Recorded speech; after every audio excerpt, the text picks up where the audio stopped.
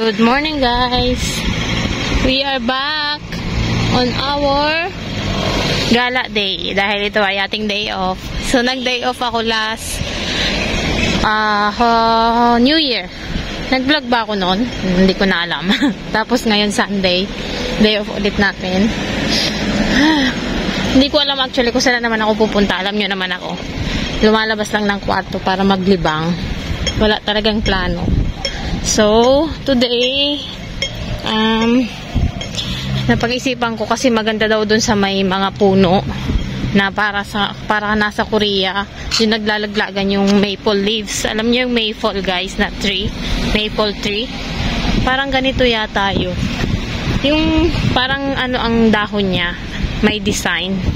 Ayun, pupunta tayo dun. Maganda daw dun sa bundok na yun. Medyo nakakapagod lang dahil medyo malayo daw yung lakarin kasi nasa taas siya ng bundok. Parang hiking na din. Tapos, malapit kasi yan dito sa lugar namin and maraming nagpo-post noon. So, tingnan natin kung totoong maganda daw talaga doon. Mag-hiking tayo ngayon. First time in the history in Hong Kong. First time ko to. So, kakain muna kami ng lunch. May kasama ko yung kapitbahay namin. Day off niya rin today. So, sasama ako sa kanya. Sasamahan niya ako. Magsasamahan kaming dalawa. Bali, nasa ano pa siya ngayon. Nasa ibang lugar. Papunta na siya. Babalik na siya dito.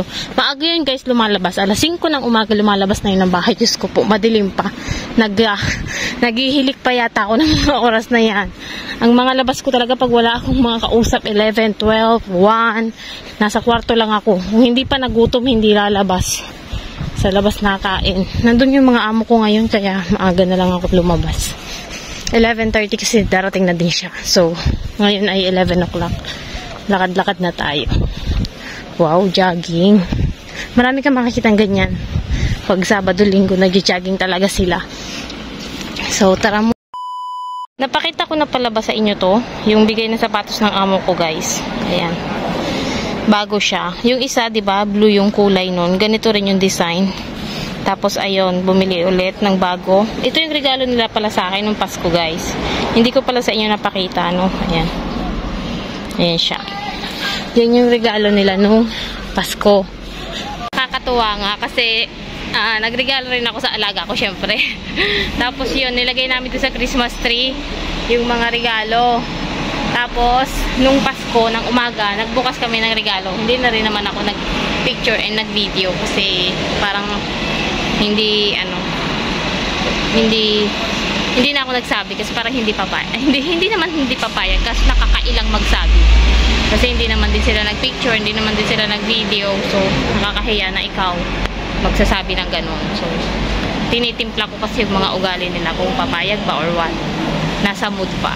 Tinitingnan ko, chechempuhan mo yung mood para hindi ka anong tawag ba dun? Hindi ka mapahiya. Baka sabihin mamaya, ay, wag.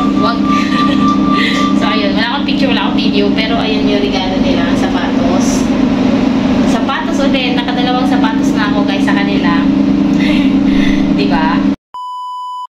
Yung may chismosa kang amo na nagtatanong kung ano daw ginagawa ng mga lalaki. Kasi, bakit daw tayo yung nagtatrabaho sa ibang bansa, nakatulong. Yung mga asawa daw. Tapos, minsan daw puro mga single mom. Yung mga Pinay na nagtatrabaho dito. Ano daw nangyayari? Bakit daw ganun sa Pilipinas? Hindi lang naman sa Pilipinas nangyayari yung ganun, guys. Grabe naman kayo dyan. Masyado naman kayo dyan. So, ayun. Ano nga ba? Bakit nga ba? Hindi ko rin masyadong masagot yun. Pero, yung nasa isip ko lang ha. Kasi tayo yung may kakayanan ba na magtrabaho as DH. Kasi yung mga lalaki, hindi naman sila pwede mag-DH, diba? Abroad. So, parang ganun. Kayo, ano bang reason nyo? Bakit nga ba yung mga lalaki yung naiiwan sa Pilipinas, tayo yung nasa ibang bansa? Dito ko aantayin yung kasama ko dahil galing siya ng North Point. Yung parang central, parang doon. So, hanap tayo ng uupuan natin dito. Dahil, baka mga 20 minutes pa yon. Dito kasi kami sasakay sa may baba. Ayun, yung bus na yun na puti. Dito ko siya antayin. Doon kami po ba sasakay sa K66. Papunta doon sa pupuntahan natin. Pero kakain muna kami, gutom na. Lunch muna tayo dito. Medyo mura siya, $30 lang. Tapos yan, makakapili ka. Siguro yung $35, dalawang ulam yan. Yung pinili namin 30 lang. So, isa lang yung ulam. Tapos, may kanin na siya. Mamaya papakita ko sa inyo. May kanin na yan. Tig-isa kami. Sa akin gulay, tapos sa kanya yung karne. Tapos mag-share na lang kami mamaya. Doon sa pupuntahan natin. Dito kayo bababa. Taitong Wang Nai. Taitong Shan Road. Ayan. Taitong Shan Road K66 bus. Dito daw. Yan, madaming ano oh. Ah, may minibus pa.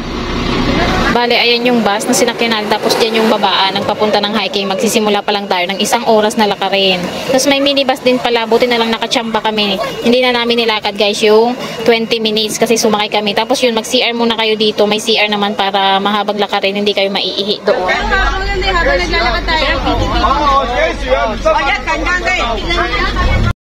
Yay! Kasama na natin si Ate Jing. Siya yung... Kala ko naman picture. Sorry naman. Nagbablog na tayo. Nagbablog na ba tayo? O nga, hello! So, siya yung pinay doon sa kapitbahay natin. Ayun, sa wakas! Sa wakas! Kasama dito. Wakas. After, uwian na. Mag-uuwian na dahil. Tapos na ng kontrata. Ngayon lang kami nagsama ng day off. Ayun, buti na lang nag-message siya sa akin. So, ito yung binili namin nung doon sa kanina pinakita ko sa inyo. Lunchtime muna dahil mahabang lakaran pa. Sinuwerte lang kami guys, hindi ako nakapag-vlog dahil biglaan. Merong driver nung minibus na nasakyan namin. Sabi niya, oh, going up, going up. Sabi niya, oh, hindi na natin lalakarin pa kasi almost 1 hour na lakad to guys hanggang doon sa taas. So, sumakay kami sa kanya. So, meron na lang kaming 30 minutes. Halos half yung nabawas. So, kakain muna tayo dito. Lunchtime. Guys. Hello, mga Pinay. Hi. Say hi sa vlog. Kain muna. Basta kami. Ayan, mga paakyat na sila. Kain muna kami, tapos na daw sila. Tara, ito yung pagkain natin. Ayun, nagbili ako ng gulay. $30 lang yan guys, marami ng kanin. Kailangan natin ng energy packet dahil 30 minutes pa tayo maglalakad. Tapos ito, may karne siya, parang adobo ba. Tapos may kanin din. Kain muna. Hello sa vlog natin. Busy na sa cellphone.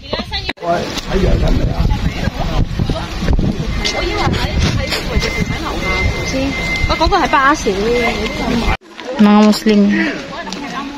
Pwede na lang yung panlata ko. Alam ko pala nga ano tayo dito. Ano lang yan? Starter. Meron doon may upuan.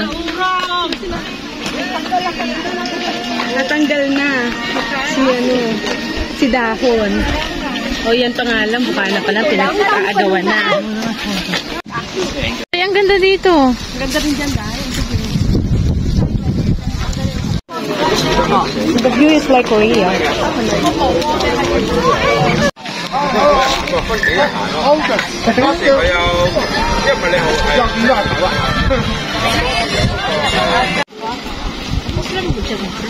Tapos na yung red leaf guys. Palaglag na yung mga red leaf. Yung mga namumulang dahon. Lagas na. Ayun na sila sa sahig. Natuyo na sila. Ang ganda yung shot dyan guys.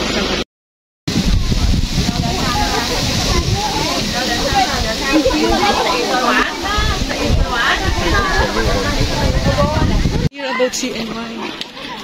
Si CNY na eh.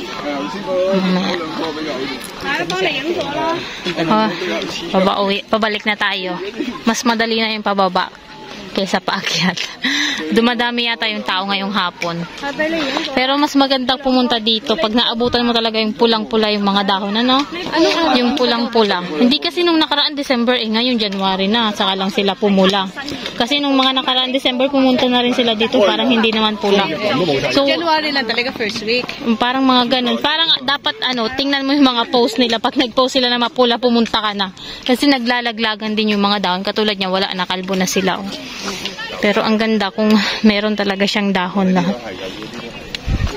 299 pesos na engagement ring. Ano yung reaction natin dito? For me lang to dun sa babae, kasi sabi niya, hindi ko alam yung buong kwento, hindi ko rin kilala yung babae na nag-post nito. So sabi niya dun, 8 years daw sila. Tapos yung engagement ring daw na binigay sa kanya is worth 299 pesos lang. So for me, kung ako lang sa sitwasyon ko, tapos bibigyan ako ng gano'n na sing-sing na 299 pesos and nag-effort naman siya doon na gusto kanyang makasama habang buhay kasi ganun yung magpo-propose, 'di ba? gusto kanyang pakasalan, ibig sabihin. So for me, okay lang. Kahit pa nga walang presyo eh. Kahit yung gawa-gawa niya lang ba, na nag-effort lang siya na gusto niya akong pakasalan, na gusto niya akong makasama habang buhay, okay na yun sa akin. Pero kasi depende yan sa babae talaga. Meron din naman talagang magde-demand talaga. Kasi kung nakikita nyo naman na yung lalaki may pera, nakakabili ng ganito, may iPhone pa, may sasakyan, tapos yung bibigay sa'yo 299 pesos lang. Naku, talagang ma-upset ka naman talaga. So for me, okay na yun, na nag-effort siya, na gusto niya akong pakasalan, nag-propose siya, nagamit yung 299 pesos na sing-sing, okay lang sa akin. Kayo pa. Depende kasi yan sa babae talaga. Uwian na. Buti na lang may bus na dito. Ayan, kay 668. Minsan lang yan lumabas. Kumbaga, occasional lang siya. So, ayun. Minsan lang yan guys makikita. Yung papunta dito, mas maganda rin kung makikita to. Kung makikita mo to doon pa lang sa Longping, sa station pa lang. Kasi $6 nandito ka na sa may taas. So hindi ka na malayong lalakarin ba. Ang pamasahe ay, tingnan natin, $4. Ayan, 4.9. Pataas tayo, dito na.